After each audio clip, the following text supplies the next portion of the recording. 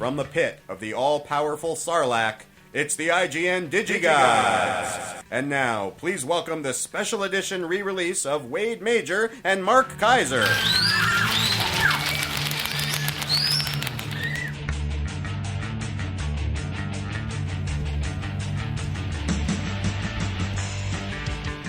Hoo-hoo, tall order. Corey, who's that? That intro was written by Stuart Moncure, and it will be slowly digested over 1,000 years. I love Corey's reading. Wait. Yes, sir? I'm busy. What are you doing? I'm writing a girl on J-Date. You are not. I am, right now. I swear to God, right now. Well, you were setting up the show, and I had 5 minutes to kill, so I had a couple emails. Gosh. Okay. I know. It's so sad. Well, that actually dovetails with a DVD that we're going to talk about in a moment. J-Date, the motion picture? Very similar. Very Wow. close. We'll get to it. It's exciting. It's over here in the television pile. Are you ready for the artist to win everything and just perplex all of the executives at studios? You know, but the studios won't care. I know, that's the studios will not be thing. like, wow, we should make movies like that because it'll win the Best Picture Oscar. They don't care. No, they don't. Because ultimately, how much money will the artist make worldwide? Now, relative to cost, it'll be fine. Well, they don't get a piece of it worldwide. They get only Weinstein only gets the only American. gets the domestic. The American, yeah. So the studios worldwide, it's already made over $100 million. But the studios look at that. All they look at is what's it going to bring to them. Well, you know, if we made a movie like that, what would it bring to us? The answer is not enough. This is the thing that always perplexes me, and we won't spend too much time on this because people have heard us rant before, and they know all of my peeves and my beefs and my rant monkey feelings. But if you buy a piano factory, why would you retrofit it to start manufacturing sofas? You bought a piano factory. The core business are pianos. If you don't want to manufacture pianos, go buy a sofa factory. If you buy a piano factory, manufacture pianos. And what's happened is the people who bought the studios ultimately are realizing they don't really want to make movies. They want to make toys and video games, and they want to make a lot of other things. Well, they want to make money. Well, they want to make money, but the movie business is about a particular kind of product that they're increasingly not interested in Because it's too volatile. You cannot. Then why get involved in it? Why even buy into that business in the first place and try to make it something that it's not, that it was never meant to be? Why not just start that other business yourself? Because if you could be like Relativity and you can codify the process down to a spreadsheet where you feel that if you greenlight this movie, your spreadsheet says it will make X profit. Yes. If you can actually get the movie business down to a science where you know what a movie's going to take in, it's a no-brainer. And that would be the Relativity that just recently lost its primary financier and then had to get an emergency gap loan to stay afloat and make its payroll. Yes, and which now actually sold a huge chunk of its business off just trying to stay afloat because the spreadsheet works so well. That would be that one. Because its last 3 or 4 films tanked so horribly. That is true. Yeah, see? Exactly what we're talking about. So, movie studios need to be run by people who love movies. Yes. Really, the only one left, is probably Sony. Sony's the only one left. It's the only one left. Now, here's the thing. And that's only because of Amy Pascal. Because Amy Pascal has that mentality. And, I mean, you find in the indie world, certainly Harvey Weinstein has it, and Tom Wartenberg has it over on Open Road. Fox Searchlight, Sure. But the thing is Nancy over there at Fox Searchlight, Nancy and Steve are terrific people. They're great. But the difference is that these companies, they don't develop these things in-house. They go to a festival, they pick up a couple of Sunshine Cleanings or Little Miss Sunshines or whatever, and they put their name on it, and people think that Fox Searchlight is Little Miss Sunshine. No, they went to a festival and picked it up. System's broken. You know what, Mark? One of the more interesting categories at the Oscars this year is the documentary category. It's always interesting because it always sucks. It always sucks, and a lot of great films do not get nominated. And I got to tell you, Undefeated it should win. It's not going to, but it should. That's a great film. It's a great film. And I think Paradise Lost 3 will probably win just because it's not a great movie, but it's great journalism. And 16 years trying to get people freed and try to expose their innocence and then finally succeeding at doing it, that's going to win it for them. But I'll tell you, we got a lot of great docs that did and did not get nominated, and we're going to roll through them really quickly because I got a pile of docs here that is insane. A chunk of it's been waiting for us to cover for weeks, and this is the week to do it. Hell and Back Again by Danfeng Dennis is we got this on Blu-ray. It is nominated for Best Documentary this year. It's one of the few that one of the handful there. We mentioned the other two. It's this one deserved it. Really? You think so? I think it did. It is. It's an awfully good film. It's yet another Afghan/Iraq war film. In this case, it is actually Afghanistan, and it centers basically on a particular assault that took place in 2009 in Afghanistan, and it's really good. And one of the short films, by the way, one of the nominated documentary shorts, is like an interesting companion piece to this. It's the what's the exact title of it? Star Wars? No, it's got Kabul in the title. But anyway, Kabul Wars? Exactly. I don't know why everyone loves it. Look, this movie is terrific. It follows a kid who got injured in the war, and he's having trouble acclimating to civilian life. He's got a girlfriend or a wife. He's got to take a bunch of drugs. He's going to doctors all the time. Liked it a lot. Post-traumatic stress, basically, Yes. is the ultimate message of this thing. It's Liked it a lot. Yeah. You could tell what they did is that the directors probably went to Afghanistan. It was Afghanistan, right? Yeah. They went to Afghanistan not knowing what they were going to get. Yes, and they wound up exactly. finding this kid who got injured just like a few days before he was scheduled to go home. Yeah. They found this kid. He gets injured a few days before he's scheduled to go home, and the directors probably thought, hey, you know what? This is the story now. Yeah. Let's follow this kid home. Let's see if we can make this the story. Yeah. And it feels like that's what happened, as opposed to let's tell the story of this kid. It became let's go into this combat situation and find the story. I think it's there's a lot of stuff, but you did a much better job of that than I did. You don't want to give away stuff, and you did a good job. You kind of orbited it without giving away everything. Yeah, but he dies at the end. Very What? nice. He dies at the end? Very nice. Exactly. No, it feels it's almost like a documentary, a modern day documentary version of is that good water? I'm so thirsty for some No, reason. It's because you had salt. I did? I don't know. Maybe you did. I haven't eaten No, since I've eaten in like 6 hours. I'll cap 5 this hours. off. It's when you watch something like The Best Years of Our Lives, which won Best Picture in 1946, amazing directorial effort by William Wyler, one of the great American films of all time. But it's all about coming home, and I feel like this is the war and coming home, and it really kind of wraps itself around more than just the trauma of war, but it encapsulates kind of a larger concern, and I thought it did a very, very good job of it. Very nicely shot, very moving. And Danfeng Dennis did a great job of it. Excellent audio commentary. Really, really looks nice on Blu-ray. Haven't seen the DVD, so I can't compare, but recommendation for me. I give it a conditional recommendation. Good stuff, a little overpraised. Another film I absolutely adore. This did not get an Oscar nomination. I wish it had. Oscilloscope, in their usual eco-packaging, has released The Other F Word, and this absolutely brought me to tears. The Other F Word is fatherhood.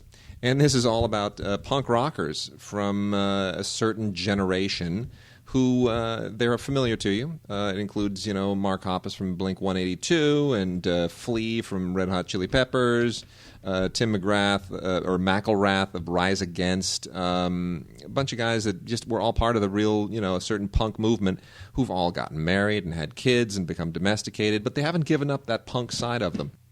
Tons of great special features on here.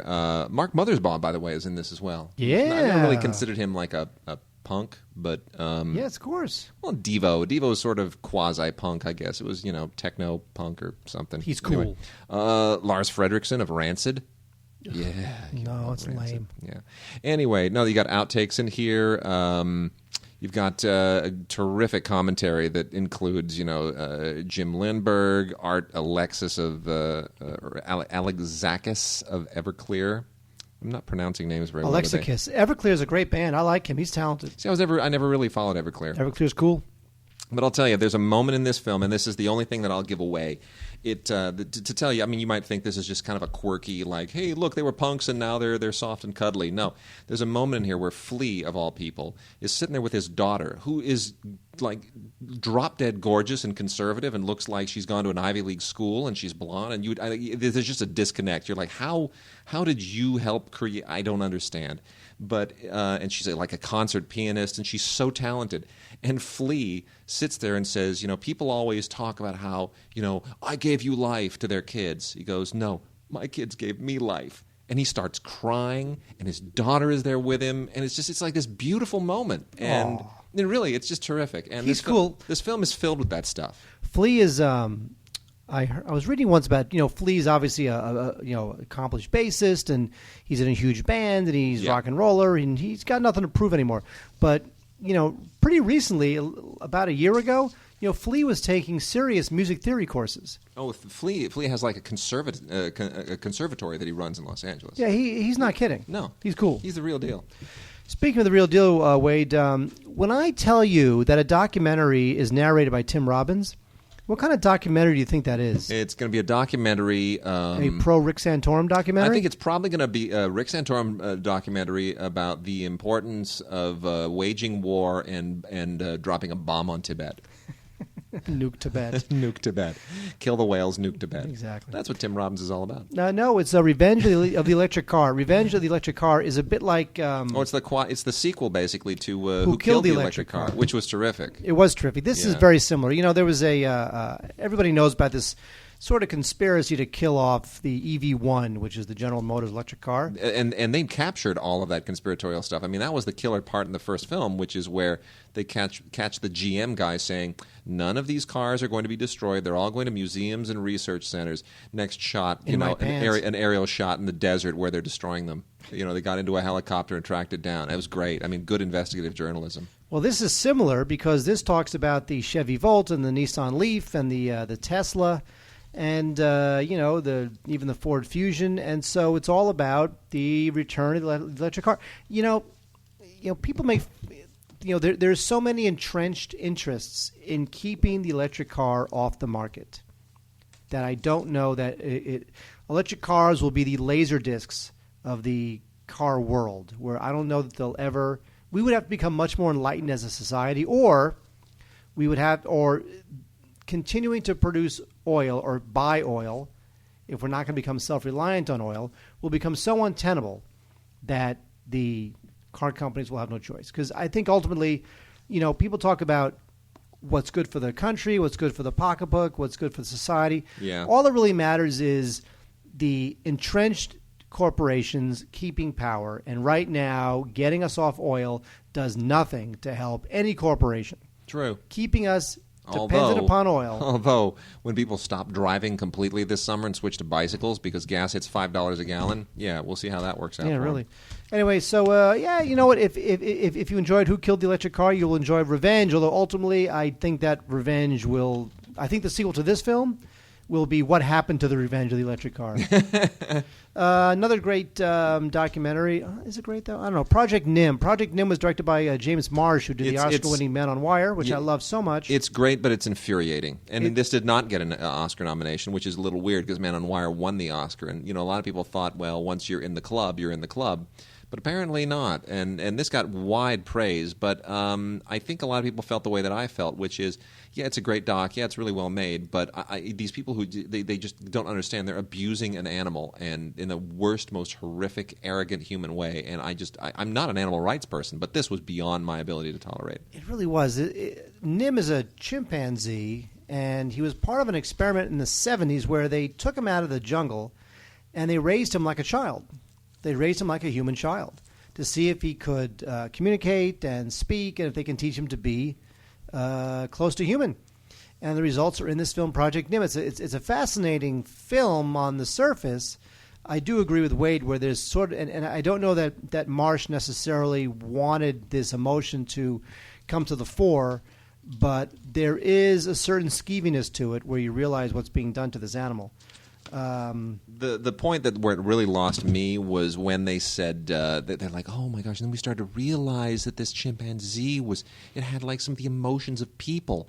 And I thought, really, you didn't realize that when you tore him away from his mother's breast and the mother chimp is screaming while you're shooting her with tranquilizers or whatever? That didn't occur to you that maybe those were human-like emotions too? These people are horrible. They're just awful. And I know that's the point, but it's not a pleasant film to watch. Good film, really good film, but steel yourself because it goes into some pretty unfortunate, dark, and challenging places.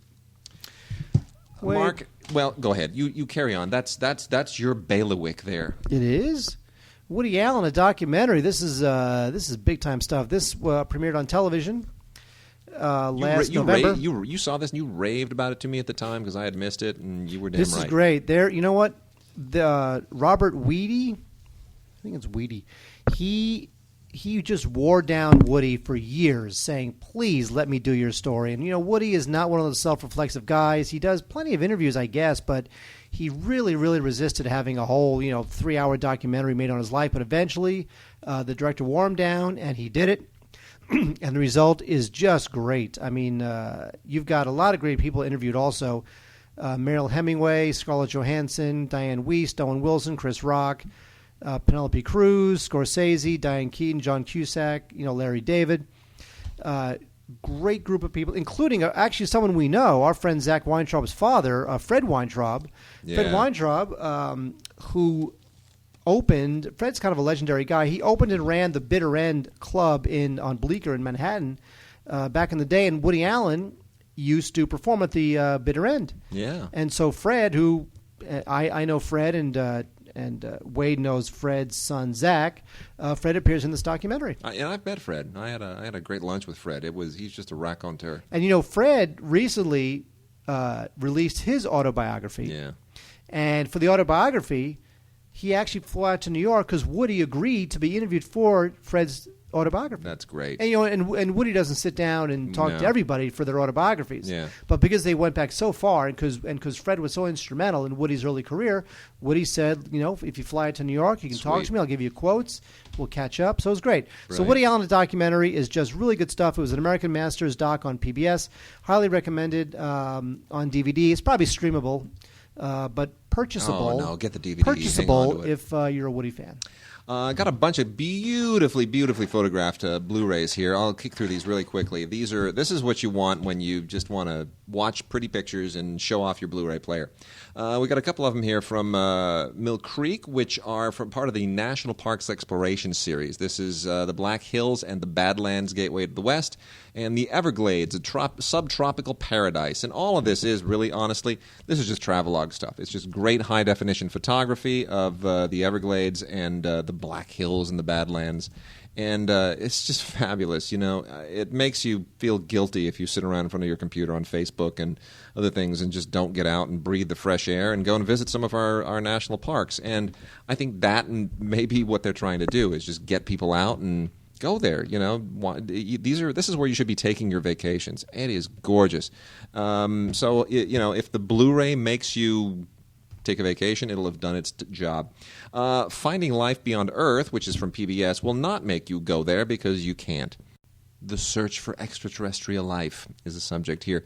And this is great. Now, it is, of course, serious documentary stuff here. We're obviously using a combination of actual space photography and CGI and filling in the spaces between all of the fascinating, updated elements of what we're doing to, look for life in other worlds, which is fascinating. I mean, it really is compelling, and it gets into all kinds of interesting scientific approaches and theories and all the stuff that they're doing now that is very different from what they were doing, 20, even 10, even 5 years ago.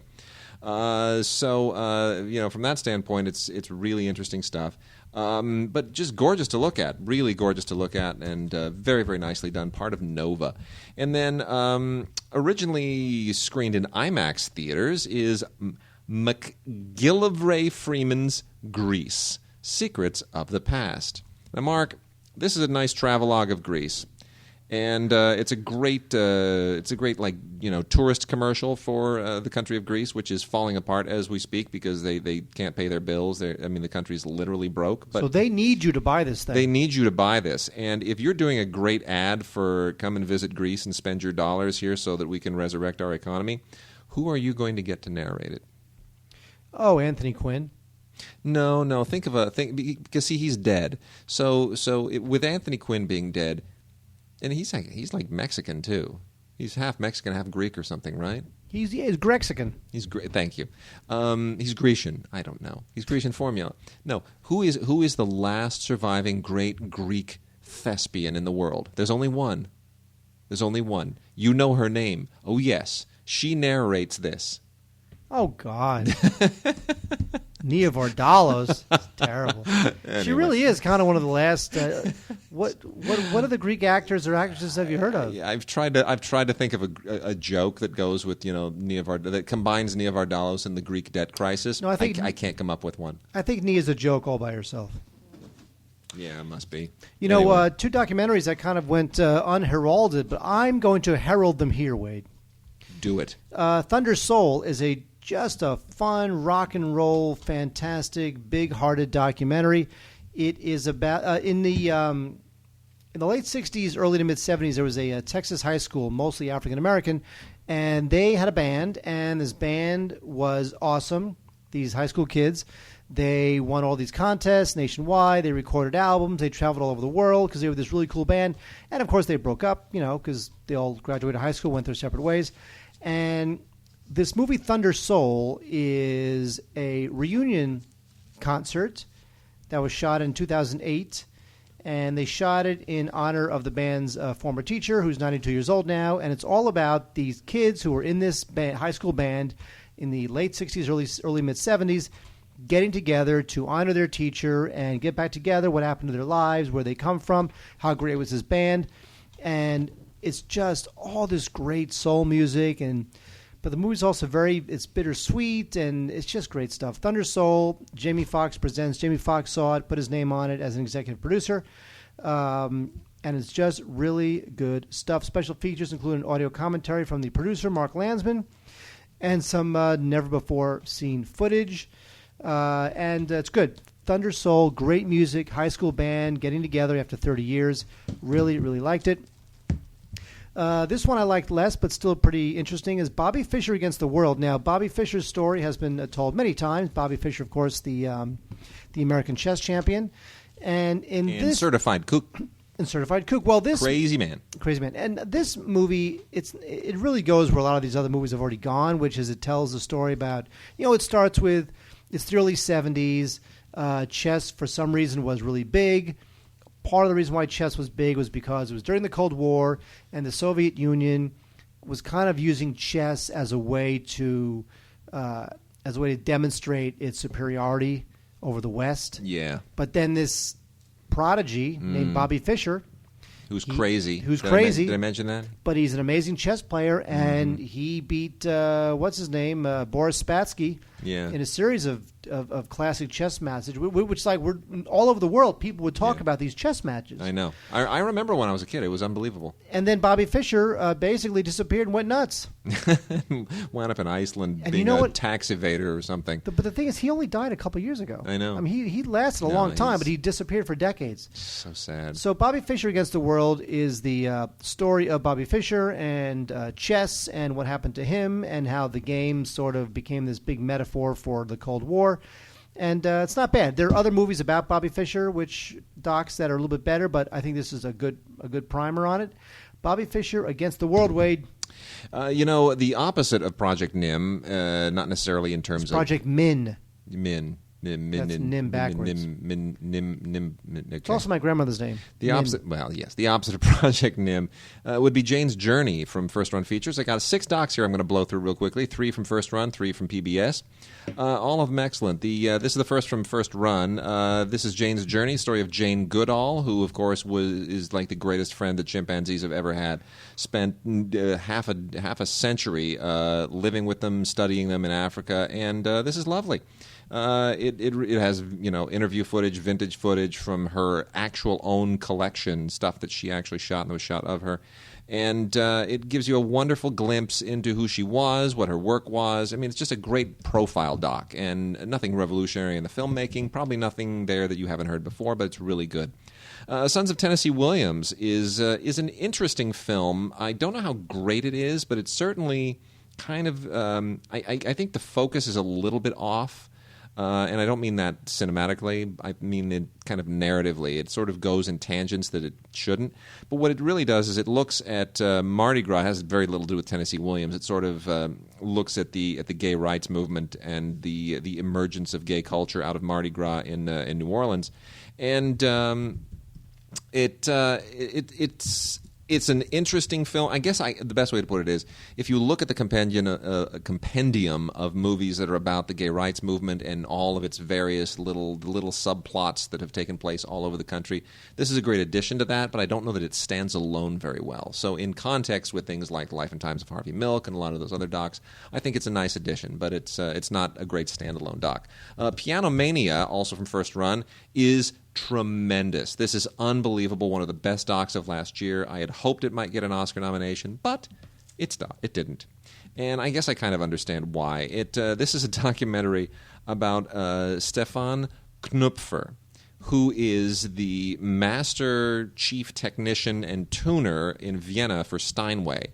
And basically, he's the guy who makes the piano sound the way that it needs to sound for every great pianist in the world. All of these amazing pianists rely on him to sort of make the piano into their own personal instrument. Oh, this note is holding too long. This doesn't strike well enough. I need for it to have a more hollow sound.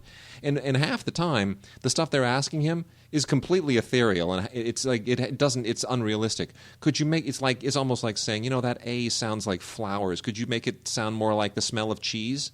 And he's somehow supposed to interpret those kinds of crazy demands and make it happen. And it's amazing. He does. It's really miraculous. The music is incredible. It's a really, really outstanding doc. Now for the three from PBS. Bombing Hitler's Dams.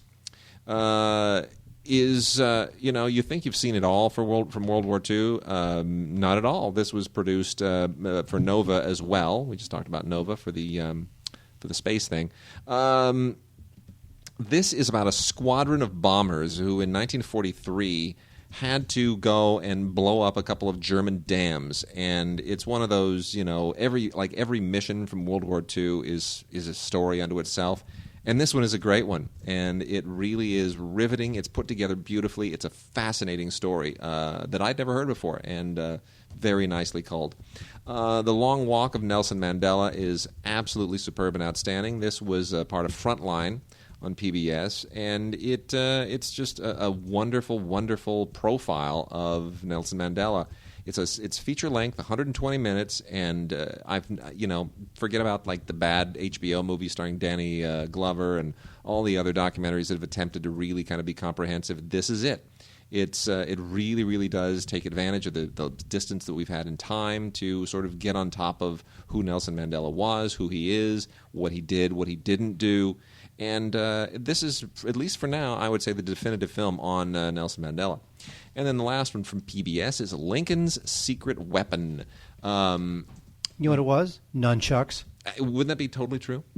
No, this is about the very first Ironclad, and it's intriguing. I expected there might be vampires. I was thinking maybe Lincoln's Secret Weapon is like a silver bullet or garlic, something like that. But turns out Lincoln was not a vampire hunter. He was actually a president. Did you know that? No, you didn't know that. Anyway. All right. Well, anyway, this is about the USS Monitor, and we all know the whole Monitor versus Merrimack thing. But this is really very intriguing, and I learned an awful lot. And I thought I knew everything from when I studied the Civil War in high school, but not at all. So, very nicely put together. This is also part of Nova, and really fills in a lot of those historical blanks that everybody thought they knew, but they don't. Wade, there's the thing. You know what? The movie based on this, the feature movie they were going to do, Ridley Scott. It got canned, didn't it? It's canceled. I've heard nothing about it. I think it's been canceled. Because it should not be made.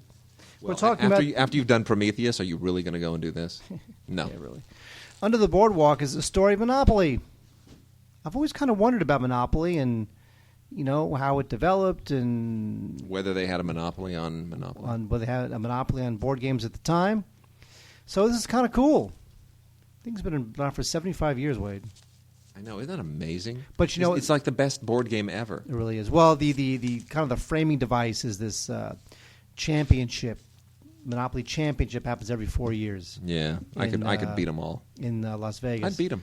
I and would. And the thing is that what's interesting about the documentary is that as it uses this championship as its framing device, is that you get a sense of these people and how Monopoly becomes an escape for some of them. It becomes a way for them to express their intelligence, and it's kind of interesting stuff. This narrated by Zachary Levi, whatever his name is, from Chuck. The people in this thing, they need to get a life, though. They really do. But you know what? Every time you have a documentary about people with weird pursuits, yeah, they're weird. That's it. Otherwise, they wouldn't have weird pursuits. So, you know what? I recommend this only because it's the only Monopoly documentary I know of, and it is kind of cool. It's interesting. Yeah. Like, you sort of pick this up, you're like, you know what? I know nothing about Monopoly, and I want to know. Yeah. And this is for inquiring minds Okay. who want to know. If you say so. Good stuff. Under the Boardwalk. Groovy. Elevate is a tremendous doc. I thoroughly enjoyed Elevate. I thought this might have a shot at an Oscar nomination as well. Turns out it didn't. Elevate is a little bit like Hoop Dreams crossed with Sugar, except Sugar, is which is about the kid from the Dominican baseball farms who tries to make it in the minor leagues in the U.S. That's a fictional film. Elevate is a documentary.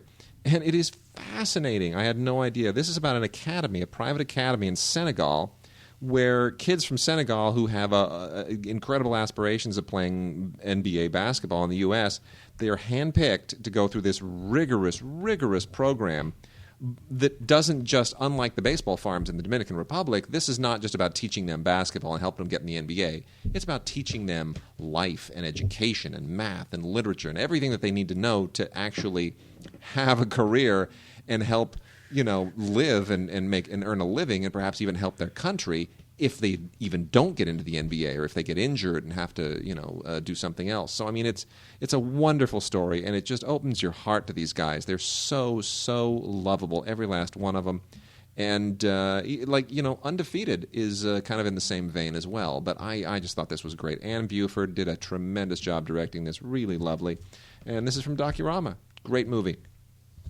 Wade, speaking of great movie, I don't know why this is not on Blu-ray. Why is this not on Blu-ray? I have no idea. Well, it is. They just didn't send us the Blu-ray. Come on, it's the Hellstrom Chronicles. I know. I asked. I said, you got to send it to us on Blu-ray, and we didn't get it. Here's the thing. The Hellstrom Chronicles is really cheap. There's one particular element. It won an Oscar in 1972. And the thing is that it's got one cheesy element, which is that in the movie there is a famous entomologist. His name is Professor Hellstrom, and he is going to take us through the world. Sounds like a Bond villain. Of insects. With of all incest? This yes. Incest? Yes. Like brothers and sisters sleeping together? You know it. Gross. If I only had a sister, I'd be getting laid. Finally, God. It'd be so easy. Thank you, folks. Good night. We've been canceled. Oh, my God. Instead, I got to go on J-Date. Anyway, so all this like amazing micro photography, which in 72 is a big deal, of these insects, and it's all narrated by this guy, Professor Hellstrom. The funny thing is like that a Bond villain. It really does. The thing is that all the insect photography is real. Professor Hellstrom, totally made up character, and in the movie, he's so cheesy. I mean, honestly, he's basically like he's a cross between, Gene Wilder in Young Frankenstein and like any Vincent Price movie. It's just such a cheesy. Like, why not just have a real professor? Instead, they created this character who winds up telling you real information about the world of the insects. Now, I admit that at the time, the photography was amazing, and it still is really cool. And it won an Academy Award for Best Doc in 1972, so, it's definitely a famous movie. But I think part of its appeal is the total cheesiness of this Professor Hellstrom character, played by Professor Hellstrom was played by, I think, Lawrence. What's his name? Kasdan? No. Welk? Yes, it's played by Lawrence. Tierney? Professor. What's the hell? Olivier? No, I'm gonna look it up right now. Stop it. Okay. Lawrence Pressman. Okay. It's the worst. I went through every Lawrence I could think of. Yes, you did. Yeah. Of Arabia? Larry of Araby. Yeah. Anyway, so it's a good doc because it was the photography groundbreaking for the time. The problem is you got to sit through this ridiculous conceit. I'm going to try and still get the Blu-ray. They got to send us the Blu-ray. I mean, that's the whole point, right? Well, the whole point is that the photography was revolutionary for the time. Don't know what the deal is. Come on, Olive Films, you got to send us a... Stupid Olive Films. We need the Blu-rays. We love Olive, actually. We got some other Olive titles here that we're going to... I love olives, too. Blue cheese olives. No, they sent us Blu-rays of these other ones, and I'm so glad because they are just priceless. Another doc that should have been nominated for the Oscars this year. This is, again, a Frontline release. But it was released theatrically before it was on Frontline. Steve James, The Interrupters. Steve James, of course, one of the co-directors of Hoop Dreams, which we mentioned a second ago. And this is a really, really fascinating documentary. What amazes me is how he manages to be invisible here in a way that is like reality television invisible, except reality television cameras are never invisible. Everyone knows they're there. This takes place in really bad inner city neighborhoods in Chicago, where violence is just rampant, and there's a program where volunteers go out as violence interrupters, and their job is to go into the like anytime there's a situation that's about to erupt into violence, somebody might stab somebody else, gang warfare, whatever. They intercede, and not to get anybody arrested, not to humiliate anybody. They intercede to try and defuse it. And it's a fascinating idea because it says we're going to change violence in these communities not by arresting all the criminals, not by putting people undercover, not by all of these traditional police means. We're not even going to do it with police work. We're just going to get people to stop being so angry. We're going to walk in, we're going to calm them down like you do almost with children. And it's really interesting. And the fact that Steve James gets into these situations with his camera, and nobody even looks at the camera. They take it for granted. And that's the amazing thing about this. It is. It's almost as if there's some kind of hypnotic effect that he has on people that he's able to do this in Hoop Dreams and here. Really an outstanding film. They sent it to us on Blu-ray and on DVD. You know what? It works beautifully on either one. But PBS does such a good job with their Blu-ray transfers. Even though this isn't any kind of a cinematic achievement, I got to recommend the Blu-ray because it somehow makes these situations feel so much more real and visceral. Special features include almost an hour of deleted scenes in a trailer. Not really necessary. The movie works all on its own. So, and it's already over 2 hours. Really outstanding. Wade, speaking of outstanding, I was prepared to hate this, World War II in 3D, but here is the situation. People do not realize that... we've talked about this, but how old 3D photography actually is, even though it's hasn't been perfected, it's always been a little bit flawed. But you realize that 3D material was shot during World War II. I didn't know. That's weird to me. There were 3D reconnaissance aerial photographs. Aerial reconnaissance photographs shot in 3D. Gnarly. There was a Nazi propaganda film, which is actually included on this DVD, shot in this Blu-ray, shot in 3D in 1943. So we are talking. This is not just like a gimmick, like let's take old war footage and make it into 3D. This really is great moments of World War II that actually were originally shot in the 40s in 3D. Now, obviously, never really took off, but still, I guarantee you, I've never seen any of this material before. There's a lot of great stuff in it. It's called World War II in 3D. It's from the folks at the History Channel. You'll get, this propaganda film, which is great. You'll get shots of Hitler, which is great, because for its historic value.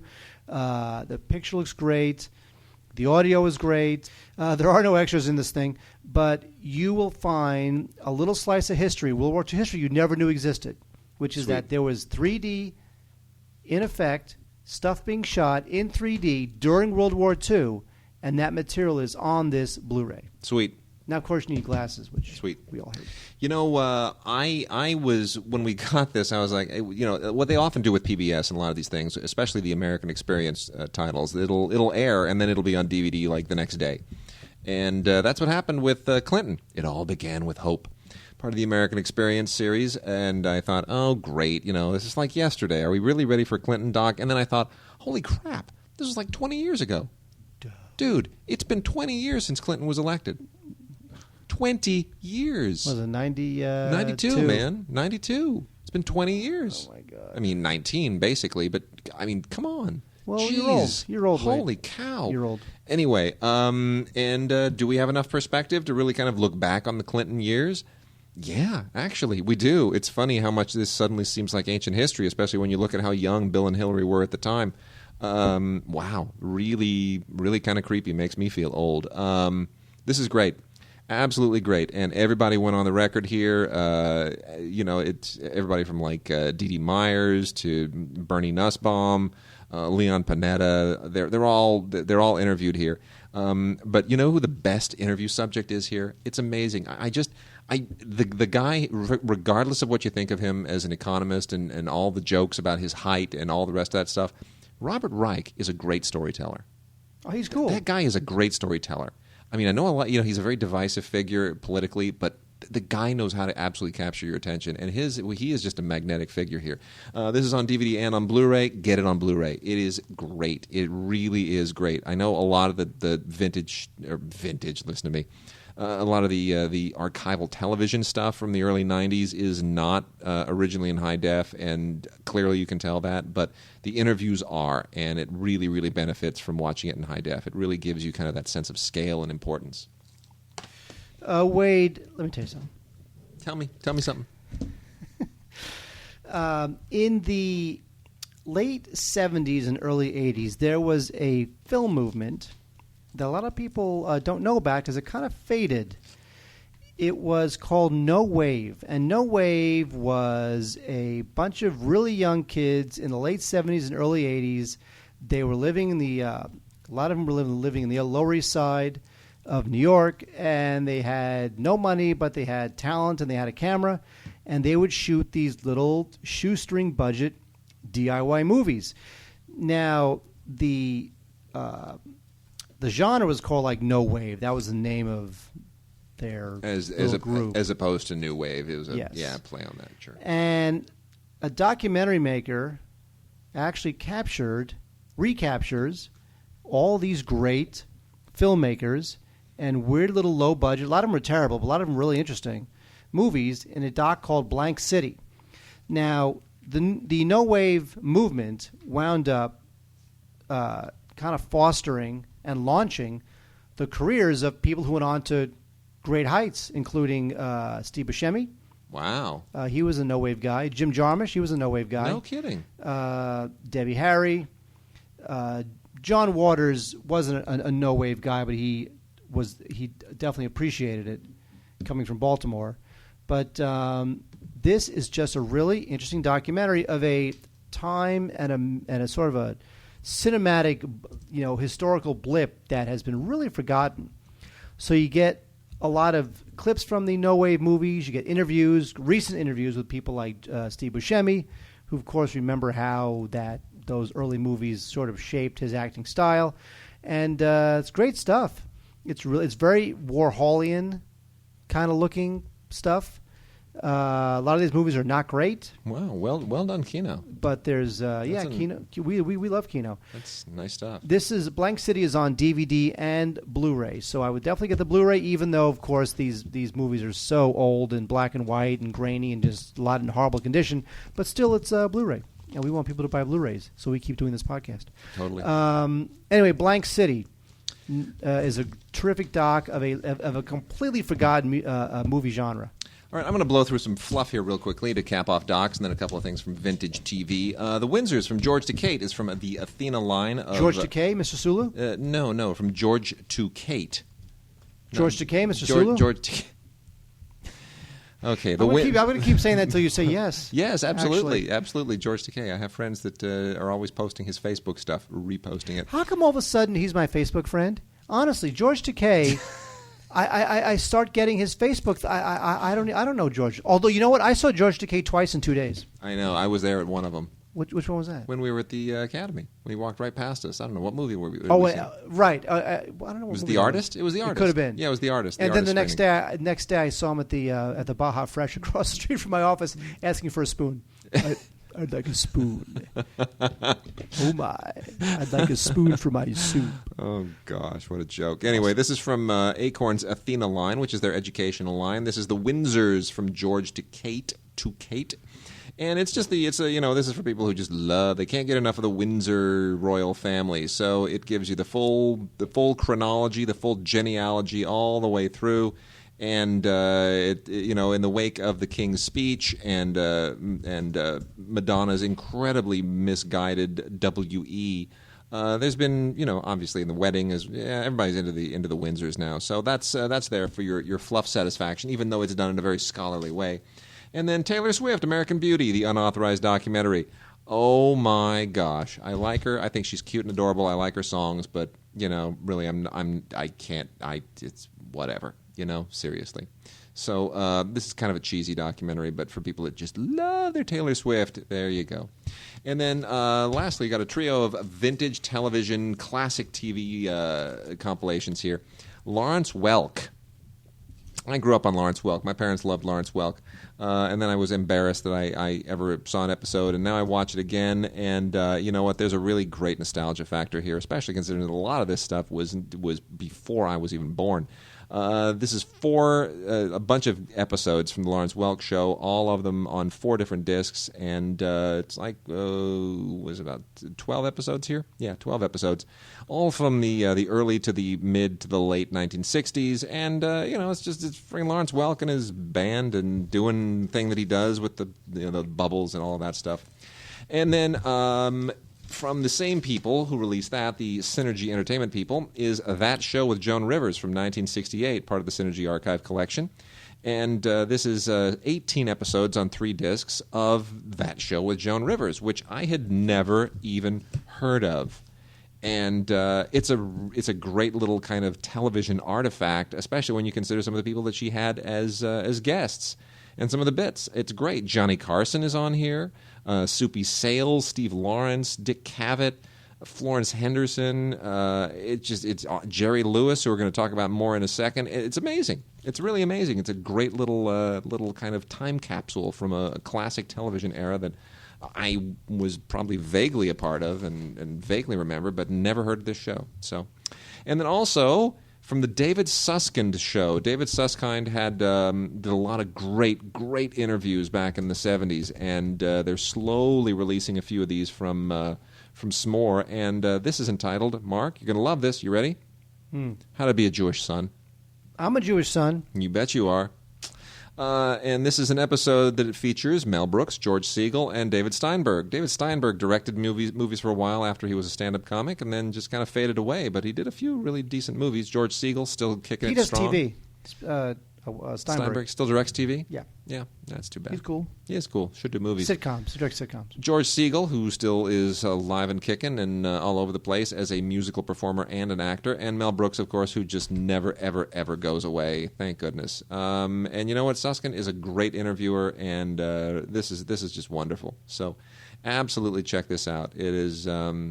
It's great interview and a lot of life wisdom here. Forget about the whole Jewish aspect of it, and there are others here as well. You get people who are just sort of famous figures who also happen to be Jewish, great businessmen and so forth, and they all kind of weigh in on this. But the real figures are Mel Brooks, George Segal, and David Steinberg, and it's terrific. I loved George Segal growing up. He was cool, super cool. Totally the man. I did. Fun with Dick and Jane. Love it. Wait, here's 3 movies that could not be more different. Let's start with Paranormal Activity 3. Why does this movie exist? I didn't even know that 2 came out. Well, you know what? 1 was a huge success. 2 was a big disaster. This one is a bit in the middle. It's actually not horrible. There's a little more character stuff going on, a lot of cheesy stuff. I get the boo, the fake outs, and the jolts. That stuff is so tired, but there's no other way to tell these found footage stories. The whole found footage thing is just. I'm getting very tired of it. It's just very tired. Come on, people, stop it. Although Chronicle. That's an interesting take on that whole situation. Kind of, sort of. But even that's not really found footage. That's more like it sort of is. Well, it cheats. It cheats. It cheats, but it does it in a way that's consistent with the story he's telling. They're these superhero kids, and they want to tape what they're doing. And of course, if you're a superhero, you can make your camera steady. You can make your own camera steady because you're a superhero. So that's the conceit. That's the way they get around all the found footage shaky cam stuff. They say that these kids are so smart that they are able to steady their cameras. Anyway, Paranormal Activity 3, not like that. This is better than number 2, not as good as number 1. I don't like any of them. But it looks, it does look great on Blu-ray only because it's all found footage stuff. It's not supposed to be amazing looking. Anyway, some cheesy scares, whatever. Yeah, okay. Beautiful. Exactly. Wade, finally on Blu-ray, Wade, is Love Story. Oh my gosh! You know what love? You know what love means? It means never having to say "Go to hell, bitch." Oh wait, that's not what it is. Love means never having to say you're sorry. One of the, you know what? This was such a phenomenon. It was such a phenomenon at the time. Really, this thing was nominated for 7 Oscars. I even remember what a phenomenon this was. This was one of the first big smashes that Bob Evans had as head of Paramount. I mean, this was one of the first things where he was like, "This is what I can do," and it was kind of resurrecting Paramount Pictures as a major studio for the first time since Zanuck. This is 1970. And this is unabashed tearjerker. This is like the proto unabashed tearjerker. This is Ryan O'Neal, plays a Harvard Law student. Ally McGraw is a music student, and they fall in love and get married, and it's what happens in their relationship. And it's based on a book by Eric Siegel. The one I will give this to the film. It's a pretty intelligent adult tearjerker. Yes. It's mawkish, and it's sentimental, and it's sad, and it's all that stuff that you know it to be, but there's something kind of adult about it. You know what I love? What? And you know what I love also, because not too long ago I watched What's Up, Doc, and if you watch this, you have to get Love Story and What's Up, Doc, which was made like the following year. You have to get them both on Blu-ray and watch them back to back, because What's Up, Doc actually kind of makes fun of this. There's a joke in What's Up, Doc that doesn't make sense unless you've seen this. I have no idea what you're talking about. Oh, I'll tell you afterwards. I bet you will. Anyway, Love Story, Blu-ray. You know what? Get it for your parents. Your parents will totally dig it. There's a commentary by director Arthur Hiller. Oh, which that is pretty good. Little Arthur Hiller with the big hair. He has such a huge head of hair. He's like 3'2", and his hair weighs maybe 170 pounds. Did I say Walter Hiller? You may have, but I said Arthur Hiller. Yeah, that's okay. Okay. Anyway, Love Story. You're thinking of Walter Houston. You get them confused. They're so similar. Oh, of course. Anyway, Love Story, a 7-time Oscar nominee, a Love Story classic. Yes. Finally on Blu-ray. Speaking of finally on Blu-ray, Wade, Disney's Lady and the Tramp. This is this is a beautiful film. One of the all-time great animated films. This is Disney at their very best. 1950. This is actually the first Disney film that was in CinemaScope. This was in CinemaScope. Yeah. And so it looks gorgeous. And it's fantastic. It's funny. It's well written, everything. It just clicks on all cylinders. On the cover is, of course, this famous spaghetti scene. And what people don't know, but they'll know now, is that originally Walt Disney almost cut this scene. He thought really? He did. He thought that it looked stupid, the idea that 2 dogs would, eat spaghetti. So the animator, I think he's one of the 9 wise men. One of the 10 old men, or 10, whatever they were. He actually wound up animating the whole thing himself, just to prove to Walt Disney that this was a viable scene. And so he did. Pretty great. Disney watched it. Watched the new scene, loved it, said this is in the movie, and it wound up becoming one of the most iconic shots in film history. Amazing. And it's just great stuff. Lady and the Tramp, it's a 2-disc combo pack. Blu-ray and DVD. There's some great high-def extras on this. Deleted scenes, a deleted song, which is super cool. It is actually really good. I'm surprised it didn't make the movie, personally. And there's some stuff on Walt Disney Story Meetings, which is great for archive purposes. There's a making of documentary. It's really good stuff. Lady and the Tramp. Come on, how can you not get it? Tramp it up. And that contrasts with the inexplicably Oscar-nominated Puss in Boots from DreamWorks Animation, Antonio Banderas. There's a push now to get rid of the animated category. The animated category is not that old. I know. It was like 1990 or something. Yeah, and I think it's ridiculous that it exists. And I think at this point, with Toy Story 3 and WALL-E, someday there'll be an animated film that will win Best Picture. Yes. And you know what? Let's be honest. And before, we're running out of time here. We're going to kick it up. But when we could do away with that category and all the clips that they have to show at the Oscars, and we could bring the song category back and have some musical numbers and not really prolong the length of the show. What would you want? You want to honor more animated films? Because they're all crap. They are. They're all crap. But you can't bring back song because there's no songs in movies anymore. Oh, yes, there are. The Muppet song this year that's going to win the Oscar. It's wonderful. It's a great song. It's a great song. All three of those Muppet songs, in the three original songs, I thought they were great. Yeah. I like the first song even better. The one that opens the film. That's the one that's nominated. No, it's not. Isn't it? Isn't that the one? It's Man or a Muppet. Remember the one like the one he sings, the soft one. The soft one he sings. That's the one that's nominated. Yeah, the mayor, and then that kid from the sitcom shows up. Whatever his name is, I forgot his name. Jim Parsons shows up. That's the one that's nominated. That's the one that's nominated. Are you serious? Not the opening number. No. What are they crazy? And I love that opening. That opening number is great. Oh, I'm so disappointed. Totally now. what it's hummable. I didn't even pay attention to those nominations. I just saw Muppet nominated. I thought it was that opening song. Oh, nope. That's ridiculous. Nope. That's obscene. And that was disappointing to me too because I think that opening song is terrific. Just all right. Terrific. Well, Puss in Boots. It's a spin-off from Shrek. Whatever. There's just no point to this film, and I don't know why it got Oscar nominated. It's not that great of animation. It's really, really by the numbers. Very, very boilerplate. It's a 3-disc combo pack: Blu-ray 3D, Blu-ray, DVD, digital copy. Yawn, all of them on here, and all the extras are just the usual promotional crap with trivia and animators and featurettes. Everybody just talking about how wonderful this thing is, and it just isn't. And 3D, who cares? It's just whatever. Go get Lady and the Tramp instead. That's what you want.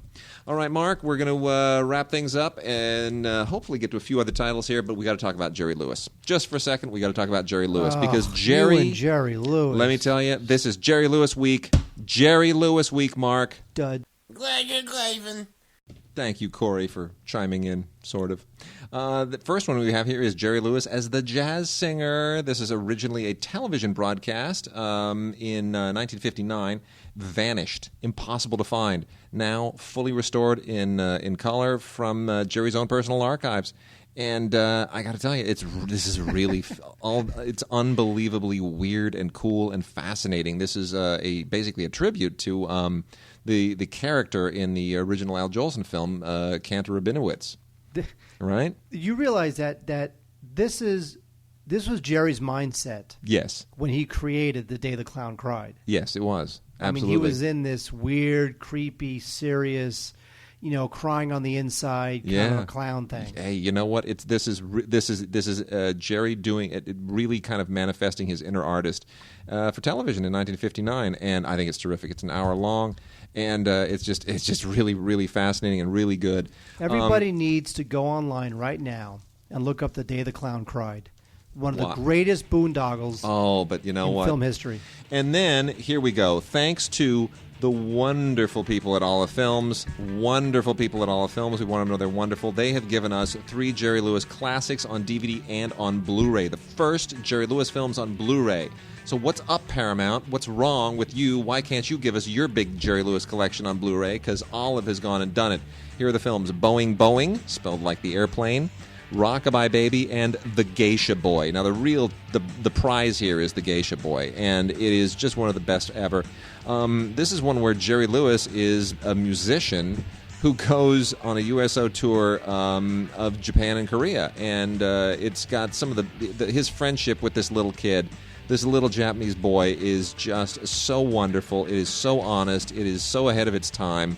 Absolutely terrific. Directed by Frank Tashlin, who, of course, was a great animation director who did a lot of Jerry Lewis movies, including Cinderfella And it's just, this is top-notch Jerry through and through. And the Technicolor that you get out of the Blu-rays is stunning. Absolutely stunning. Olive is a little company that's basically been doing a lot of licensing. And, of course, these are, as all of Jerry Lewis's films are basically Paramount. They licensed these from Paramount, who was going to do nothing with them.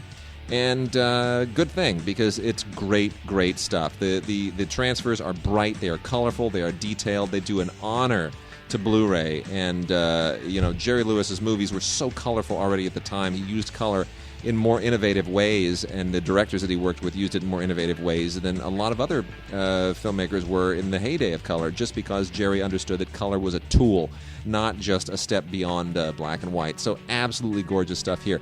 And I got to tell you, Tony Curtis in Boeing, pretty great as well. Tony Curtis, he really, really nails it. This was originally a stage production, so it's a little bit more static than what you'd normally get in a Jerry Lewis movie, but it's still quite good. And then, of course, Rockabye Baby is just straight-up wonderful silliness, also directed by Frank Tashlin, and sensational, absolutely sensational in Blu-ray, even though it's, sort of on the lower end of the more visually enthralling Jerry Lewis films. But anyway, Jerry Lewis, hopefully this kickstarts things so that we get more Jerry Lewis movies on Blu-ray. And with that, we're done. Mark, what are you doing for Oscar Sunday? I got to work. You got to... Oh, lame. I haven't seen the Oscars in like 6 years because I always have to work the Oscars. That sucks. Because I work at a major entertainment cable network. Well, I'll be in my pajamas, and I'll be thinking about you. Email us, gods@digigods.com. Wait. You'll be in your pajamas thinking about me? Yeah. I don't like the way that sounded.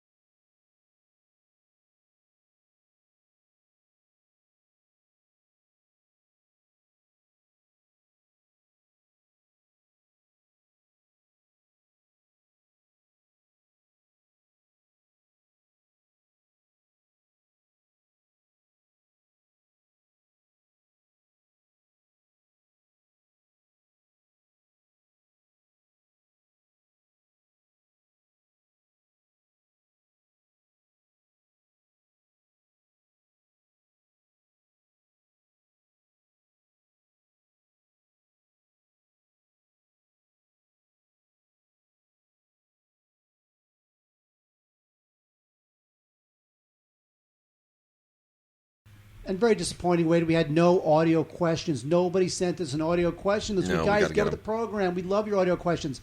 Gods@digigods.com. Record it, send it. We'll play it on the show. And we'll even answer it.